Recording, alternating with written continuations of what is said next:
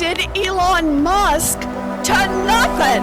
That's right. Not one Democrat in America voted for Elon Musk. Hello, welcome to the John Amanchukwu Show. The fight over how USAID spends money has gotten really heated on both sides of the political aisle. Democrats and some folks in the media are yelling and screaming about it, while the people who want the audit say it's just common sense to keep an eye on where our tax dollars are going. Watch this.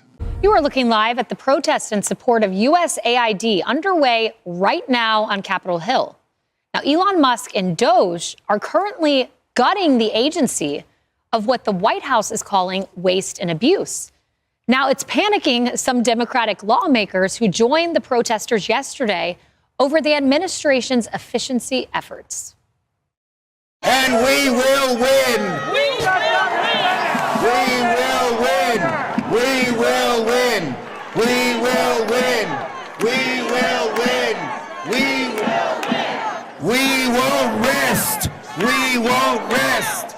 We won't rest. No one elected Elon Musk to nothing. That's right. Not one Democrat in America voted for Elon Musk. What we're not going to do is stand around while they pull this bullshit. We are going to be in your face. We are going to be on your. We will see you in the courts, in Congress, in the streets. Elon Musk is a Nazi nutball baby. Every movement needs a scrappy little and I am that person. I need each and every one of you to get in touch with your inner scrappy little. Nobody elected your. This is not Elon Musk's country. Take your foot off my neck. We are at war. Now, to be clear, the war is over DOGE, which is apparently auditing and reviewing how the government is spending tax dollars. I'm surprised that an audit would get such a reaction out of our elected officials. The question is DOGE and Elon Musk overstepping boundaries, or is there a justified reason for concern? A Wall Street Journal analysis drawing from the Middle East Forum's research exposed concerning patterns in USAID's spending. The investigation found approximately $164 million supported radical organizations worldwide, with $122 million allegedly flowing to groups aligned with foreign terrorist organizations. This revelation has intensified debates about the agency's oversight mechanisms and accountability structures. You know, Harris, they're apoplectic, but here is what we really should be angry about. Wall Street Journal.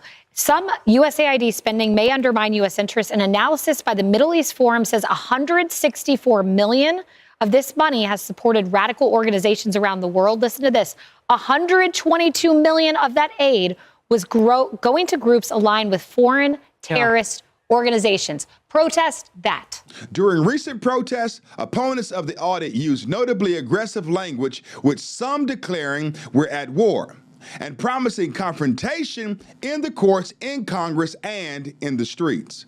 Maxine Dirty Waters was among those present, echoing previous calls for direct confrontation. The intense reaction to standard financial oversight has raised eyebrows among observers who note that auditing is routine in private and public sectors. I don't think that we're shocked that money was flowing in that direction or for ridiculous other things that we see, that one being dangerous and ridiculous. But I do find it weird that so many people are rattled by an audit. Mm-hmm. Don't you forensically look at your own checkbook every now and then? And even if it's digital, now you just go online. You don't even have to keep notes anymore. It's laid to bear, and anybody who has your password can look at it too. I'm confused why those people who want to wage war on finding out the truth about where American dollars are going are so offended and threatening, and it sounds like they're threatening violence. I mean, that's how I read it. I don't know how anybody else reads. We're at war. I mean, Maxine Waters bringing that back from Get in Their Faces. Remember when she said that? She was in that crowd as well, by the way. I mean, all of this is more than just offensive. I don't know. It looks insightful to me. It looks like a dangerous problem. And why? Because, we want to count the money that you're in favor of spending. because maybe we need an audit. We just need to look at the books. Can you imagine if we found some bad stuff? What would they cry? Wage war? Things have blown up into a much bigger argument about whether the government is playing fair. Legal experts think that this could be a case of public corruption. And now that Pam Bondi's officially in charge, she could be the one leading the investigation into where all this money went and if it's lining up with American policy. Some folks are even bringing up past scandals like the IRS's Lois Lerner situation, saying this whole thing needs a criminal investigation to see if any money was misused. Again, best summation I've seen. So we gave you the top line figure going to terrorist organizations. Well, let's drill down. Senator Cotton warning about money to Hamas, Syrian national charged with diverting millions to al-Nusra Front, terrorism. The list goes on. The Wuhan Institute of Virology. What is the problem with ending this? There's no problem, of course. And as Harris points out, their reaction, we used to call this in law enforcement, a clue.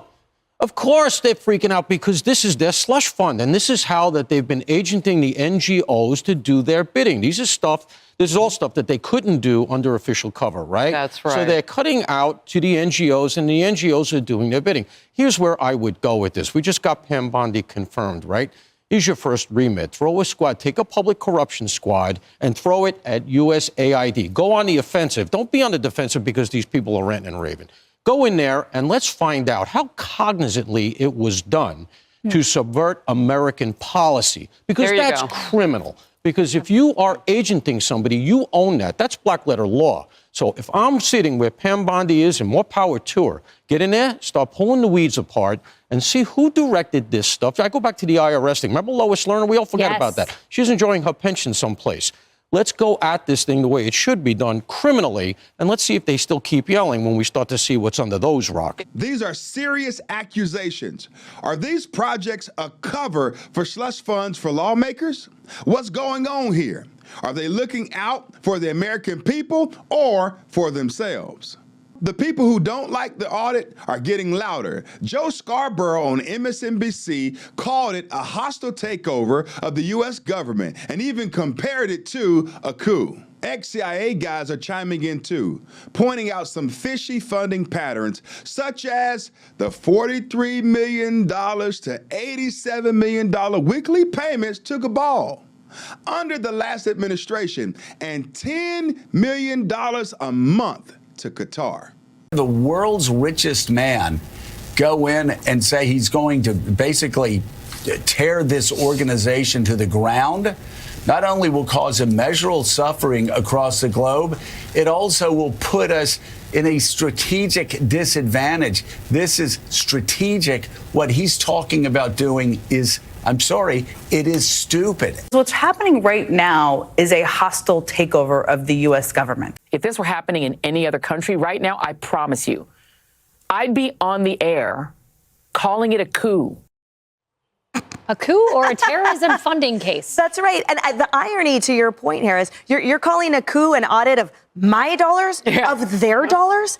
Every income of this government comes from us, from their salaries. So the notion of the downright shock and horror at the concept of cleaning house and ensuring your tax dollars are being stewarded wisely for goals of the American institution, for our republic, but also for the betterment of Americans, this apoplectic response is so hilarious to me because it shows you that all they care about is the control and the comfort, the sedation of having a certain amount of money just automatically deposited in and not having any idea where the origin comes from. The nexus between us funding terrorism is absolutely horrifying. And people like Sarah Adams, former CIA targeter, have been for quite some time sounding the alarm about how deeply we have funded and continue to fund these horrific threats which have targeted and killed Americans. So we know we full-blown under the prior administration, fly cash to the tune of $43 to $87 million per week to Kabul.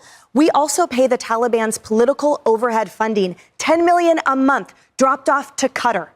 These expenses are funding, again, the terrorism that comes full-throated back to American soil in the formerly porous southern border, and it absolutely threatens Americans' lives. So the concept that the Democrats are out there crying and screaming and waving around fruit is so despicable, and I hope this stays through the midterms again. Keep it up, because we need to understand how deeply people like Elon Musk and President Trump have Americans' interests and safety in mind. The political heat really turned up when House Oversight Democrats tried to subpoena Elon Musk. But that didn't work out. They lost by 1 vote, 19-20. Congressman Connor notably didn't vote at all. This whole thing shows how tense things are between the people pushing for accountability and the ones trying to protect how things are currently funded.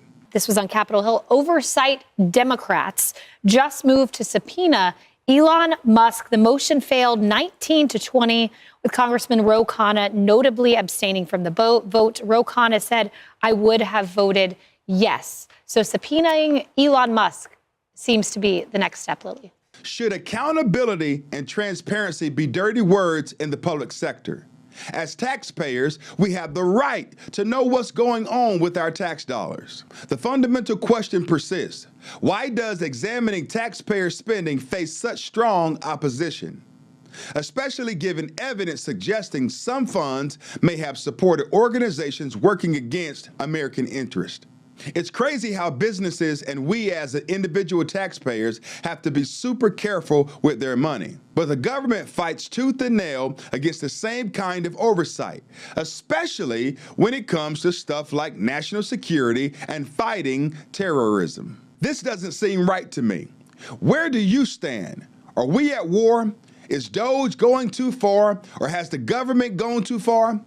Who do you think is overlooking the best interests of the American people? Jump into the comments below and let me know what you think. And thank you so much for tuning in to this episode. Do me a big favor, like, share, and subscribe to my channel. God bless you.